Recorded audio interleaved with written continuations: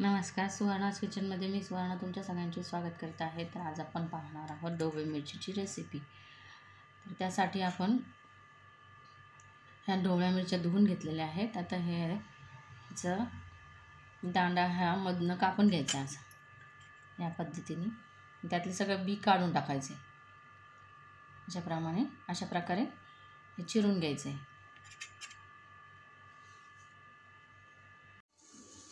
आता ढोबळी मिरची करण्यासाठी आपण ह्या मिरच्या अशा चिरून घेतलेल्या आहेत। आतमधले सगळे बी काढून घेतलेले आहे।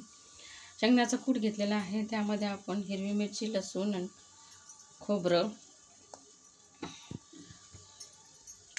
याचा ठेचा करून घेतलेला आहे, तो 1 चमचा टाकून घेतलेला आहे। चिमूटभर हळद टाकून घेतलेली आहे।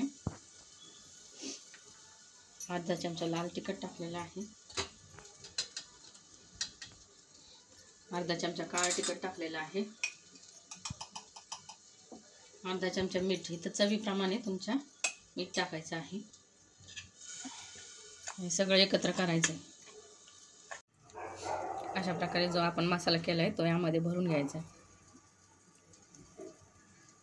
अशा सगळ्या मिरच्या भरून घ्यायच्या। ढोबळी मिरची करण्यासाठी आपण कढई तापवली, त्यात 2 चमचे तेल टाकले, मोहरी टाकली,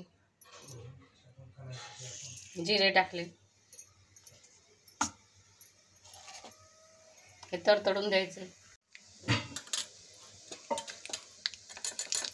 हळद टाकून घ्यायची चिमूटभर।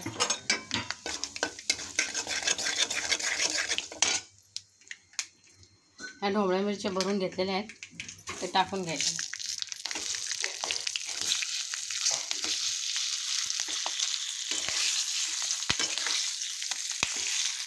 हा मसाला थोडंसं फ्रायसाठी ॲड केलं तरी चालतं, आणि नंतर ते एकत्र करून घालायचं।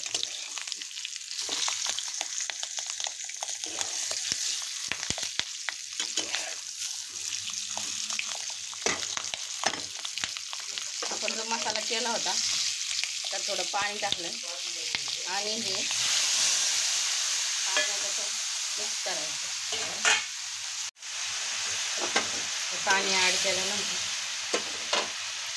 बारीक गॅसवर ठेवायचं आणि झाकण ठेवून शिजवून घ्यायचं।